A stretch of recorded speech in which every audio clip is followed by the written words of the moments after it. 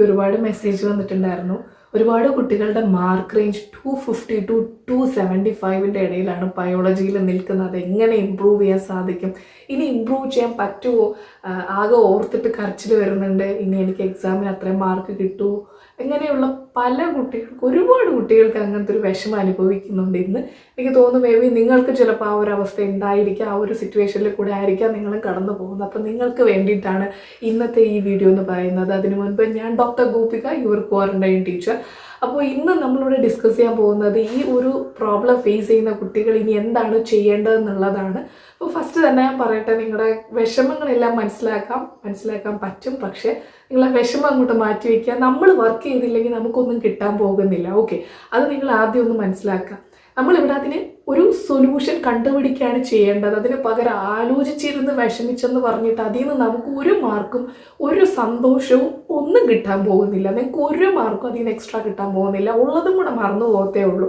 അപ്പോൾ അതുകൊണ്ട് അങ്ങനെ വിഷമിക്കുന്നുണ്ടെങ്കിൽ ആ വിഷമം ആദ്യം മാറ്റി വയ്ക്കുക, അതിൻ്റെ സൊല്യൂഷൻ ചിന്തിക്കുക. അതിൻ്റെ സൊല്യൂഷൻ ഇനി നിങ്ങൾ ചിന്തിക്കേണ്ട ആവശ്യമില്ല, ഞാൻ നിങ്ങൾക്ക് പറഞ്ഞു തരാം. മേ ബി ഇത് വേറെ ഒരാളുടെ അടുത്ത് നിന്ന് കിട്ടാൻ ചാൻസ് ഇല്ലാത്തൊരു കാര്യമാണ്. കാരണം ഇത് എനിക്ക് സ്വന്തമായിട്ട് അനുഭവത്തിലൂടെ മനസ്സിലായ ഒരു കാര്യമാണ്. ഞാൻ സ്വന്തമായിട്ട് ചെയ്ത അല്ലെങ്കിൽ അനുഭവിച്ചറിഞ്ഞൊരു സംഭവമാണിത്. എന്താണെന്ന് വെച്ച് കഴിഞ്ഞാൽ, ഇപ്പോൾ എൻ്റെ സ്റ്റുഡൻസിനോ ഇതിനെ പറ്റിയിട്ട് അറിയുണ്ടാവും. ഞാൻ പറഞ്ഞു കൊടുത്തിട്ടുണ്ടായിരുന്നു പാരലൽ റിവിഷൻ എന്ന് പറഞ്ഞിട്ട്. ഓക്കെ, പാരലൽ റിവിഷൻ എന്ന് പറഞ്ഞു കഴിഞ്ഞാൽ, ഇപ്പം നിങ്ങൾക്ക് 250 ടു 275ൻ്റെ ഇടയ്ക്കാണ് ബയോളജി മാർക്ക് നിൽക്കുന്നതെങ്കിൽ അതിൻ്റെ അർത്ഥം എന്താണ്? അതിൻ്റെ അർത്ഥം നിങ്ങൾക്ക് ബയോളജി അറിഞ്ഞൂടാന്നല്ല. അതിൻ്റെ അർത്ഥം നിങ്ങൾക്ക് ബയോളജി അറിയാം, നിങ്ങൾക്ക് ബേസിക്സുകൾ അറിയാം, നിങ്ങൾക്ക് അത്യാവശ്യം കാര്യങ്ങളും അറിയാം. പക്ഷേ നിങ്ങൾക്ക് ഒരു കാര്യം നഷ്ടപ്പെട്ടിരിക്കുകയാണ്. എന്താണത്? നിങ്ങൾക്ക് റിവിഷൻ്റെ കുറവുണ്ട്, അല്ലെങ്കിൽ നിങ്ങൾക്ക് MCQs ചെയ്ത് പഠിക്കാത്തതിൻ്റെ കുറവുണ്ട് എന്നാണ് അതിൻ്റെ അർത്ഥം. ഓക്കെ, അതാണ് നിങ്ങൾ മനസ്സിലാക്കേണ്ട കാര്യം. അപ്പോൾ അത് ഇറിവേഴ്സിബിൾ ആയിട്ടുള്ളൊരു സംഭവമാണോ? അതായത് നിങ്ങൾക്ക് അതിനെ തിരിച്ച് ചെയ്യാൻ പറ്റത്തില്ല എന്നുള്ളൊരു സംഭവമാണോ? അല്ല, ഒരിക്കലും അല്ല. റിവിഷൻ ചെയ്യാനാണല്ലോ ഇനിയുള്ള മനസ്സിരിക്കുന്നത്. പക്ഷെ നിങ്ങൾ എങ്ങനെ റിവിഷൻ ചെയ്യും, എപ്പോൾ റിവിഷൻ ചെയ്യും? അതാണ് ഈ പറയുന്ന പാരലൽ റിവിഷൻ കൊണ്ട് ഉദ്ദേശിക്കുന്നത്. നിങ്ങൾക്ക് എല്ലാവർക്കും ഡെയിലി ഒരു ടാർഗറ്റ്സ് ഉണ്ടാകും, അതെനിക്കറിയാം. ഇപ്പോൾ ഒരു ചാപ്റ്റർ അല്ലെങ്കിൽ പല പല സബ്ജക്ട്സിൻ്റെ ഓരോ ചാപ്റ്റേഴ്സുകളും നിങ്ങൾക്ക് ഓരോ ദിവസം പഠിക്കാനായിട്ട് നിങ്ങൾ തന്നെ ഉണ്ടാക്കിയ ഒരു ടാർഗറ്റ് ലിസ്റ്റ് നിങ്ങൾക്ക് ഉണ്ടാകുമായിരിക്കും. എനിക്കതിൽ വേണ്ടത് നിങ്ങളുടെ 1 മണിക്കൂറാണ്. യുനോ, 1 മണിക്കൂർ നിങ്ങൾ എനിക്ക് തരണം. എന്തിനാണെന്നറിയാവോ? നിങ്ങളുടെ ഈ +1 ബയോളജി അല്ലെങ്കിൽ +2 ബയോളജിയിൽ ഓരോ ചാപ്റ്ററും റിവൈസ് ചെയ്യാനുള്ള സമയമാണ് ഞാൻ ചോദിക്കുന്നത്. ഓക്കെ, അപ്പോൾ നിങ്ങൾ ഈ സമയത്ത് എന്താണ് ചെയ്യേണ്ടത്, അല്ലെങ്കിൽ നിങ്ങൾ ഏത് സമയം തിരഞ്ഞെടുക്കണം? ഇതിന് ഞാൻ നിങ്ങൾക്കൊരു ടൈം സ്ലോട്ട് തരാൻ പറയുവാണെങ്കിൽ ഞാൻ പറയും രാത്രി അല്ലെങ്കിൽ ഈവനിങ് 7 PM ടു 8 PM, അതായത് ബിഫോർ ഡിന്നർ, അല്ലെങ്കിൽ ഡിന്നർ കഴിഞ്ഞതിന് ശേഷമുള്ള maybe 8:30 to 9:30 PM. Okay, ആ ഒരു 1 അവർ നിങ്ങൾ തരണം. ഓക്കെ, അവിടെ നിങ്ങൾ എന്താണ് ചെയ്യേണ്ടത്? ആ 1 മണിക്കൂർ നിങ്ങൾ എന്താണ് ചെയ്യുന്നത്? നിങ്ങൾക്ക് ഡെയിലി ഒരുപാട് ടാർഗറ്റ്സ് ഉണ്ടായിരിക്കാം. അത് ഫിനിഷ് ചെയ്യണം. അതിൻ്റെ കൂട്ടത്തിൽ നിങ്ങൾ എല്ലാ ദിവസവും ഒരു കോംപ്രമൈസും ഇല്ല, എല്ലാ ദിവസവും ഈ ഒരു 1 അവർ നിങ്ങൾ മാറ്റി വച്ചേ മതിയാകത്തുള്ളൂ. അപ്പോൾ എങ്കിൽ മാത്രം നിങ്ങൾക്ക് ഈ പറയുന്ന 275 നിങ്ങൾക്ക് ജമ്പ് വരത്തുള്ളൂ, 300+ ഒരു ജമ്പ് വരത്തുള്ളൂ.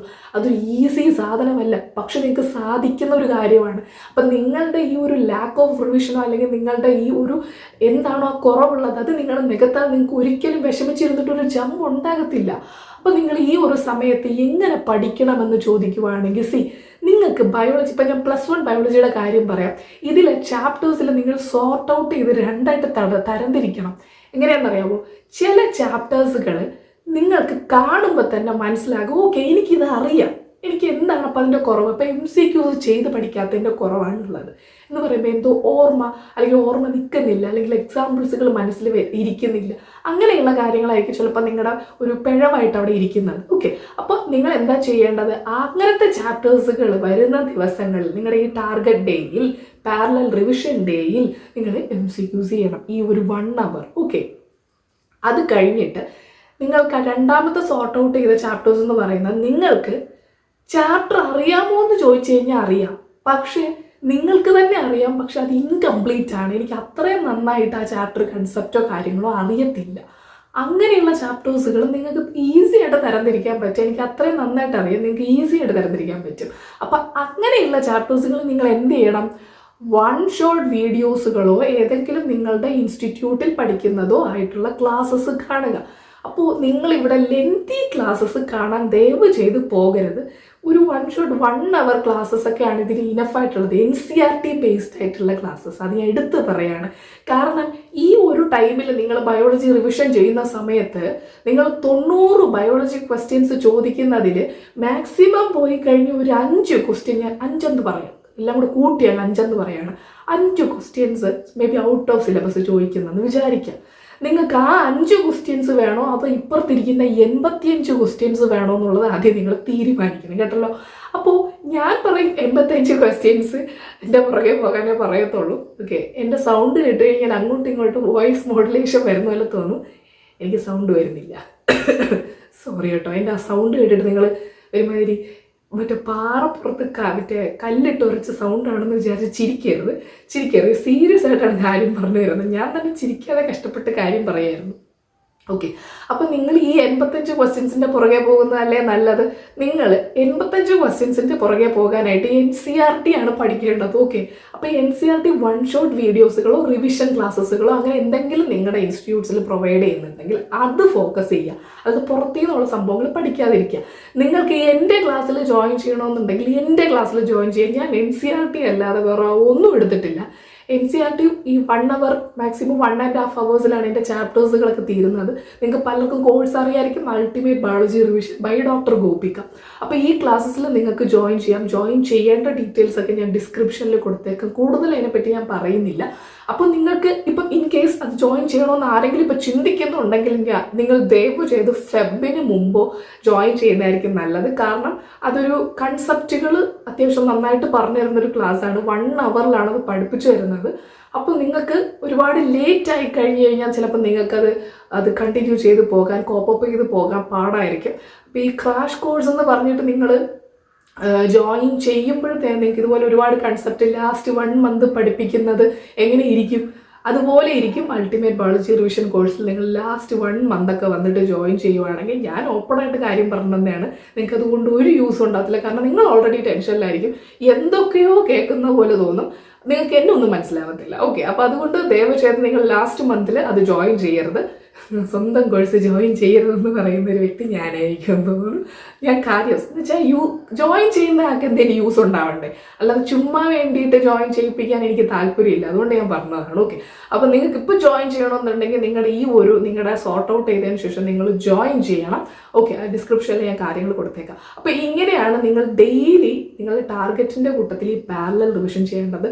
സത്യമായിട്ട് നിങ്ങൾക്ക് എന്നെ ട്രസ്റ്റ് ചെയ്യാം, നിങ്ങൾക്ക് വലിയൊരു ജമ്പ് പ്രതീക്ഷിക്കാം. നിങ്ങൾ ഈ പറയുന്ന ഓരോ ചാപ്റ്റർ കംപ്ലീറ്റ് ചെയ്ത് വരുമ്പോൾ നിങ്ങൾക്ക് തന്നെ മനസ്സിലാവും, ഓക്കെ എനിക്ക് ക്വസ്റ്റ്യൻസ് കൂടുതൽ ചെയ്യാൻ പറ്റുന്നുണ്ടോ എന്നുള്ള നിങ്ങളുടെ മാർക്ക് ഇമ്പ്രൂവ്മെൻറ്റ്. നിങ്ങൾക്ക് ഫൈനൽ പിന്നെ എക്സാംസുകൾ നിങ്ങൾക്ക് വരുന്നില്ല. ഇനിയിപ്പോൾ ഓരോ വീക്കെൻഡ്സിലും നിങ്ങൾക്ക് എക്സാംസുകൾ വരുന്നുണ്ട്. അപ്പോൾ നിങ്ങൾക്ക് തന്നെ അത് മനസ്സിലാക്കാൻ പറ്റും, നിങ്ങൾക്ക് എത്ര ഓർമ്മയിരിക്കുന്നുണ്ട്, ഇങ്ങനൊരു റിവിഷൻ ചെയ്യുന്നത് കാരണം എത്ര നിങ്ങൾക്ക് ഓർമ്മയിരിക്കുന്നുണ്ടെന്നുള്ളതൊക്കെ. അപ്പോൾ നിങ്ങൾക്ക് ചോദിക്കും, മിസ്സേ ഇത് ബയോളജിക്ക് മാത്രമേ ചെയ്യാൻ പറ്റുള്ളൂ, വേറെ ഒന്നും ചെയ്യാൻ പറ്റത്തില്ല? വേറെയും ചെയ്യാൻ പറ്റും, ഫിസിക്സും കെമിസ്ട്രിക്കും ഒക്കെ ചെയ്യാൻ പറ്റും. പക്ഷെ അതിനെ നമുക്ക് എന്താണെന്ന് വെച്ചാൽ പുതിയൊരു കൺസെപ്റ്റ് പഠിക്കാൻ വേണ്ടിയിട്ട് പോകാൻ വേണ്ടിയിട്ട് നമുക്ക് ഒരുപാട് ടൈം സ്പെൻഡ് ചെയ്യാൻ പറ്റത്തില്ല. പക്ഷെ MCQs പ്രാക്ടീസ് ചെയ്യാനൊക്കെ അങ്ങനെയുള്ളതിനൊക്കെ നിങ്ങൾക്ക് ചെയ്യാൻ പറ്റും. സോ പാരലൽ റിവിഷൻ നിങ്ങൾ ചെയ്യുന്നുണ്ട്, നിങ്ങൾക്ക് പുതിയ കൺസെപ്റ്റ് പഠിക്കണമെന്നുണ്ടെങ്കിൽ നിങ്ങൾ മെയിൻ വീഡിയോസ് ദയവ് ചെയ്ത് കാണരുത്. നിങ്ങൾ 1 ഷോട്ട് വീഡിയോസോ യൂട്യൂബിലും എവിടെയെങ്കിലും ഒക്കെ നിങ്ങൾക്ക് കാണും, നിങ്ങൾക്ക് 1 ഷോട്ട് വീഡിയോസ്.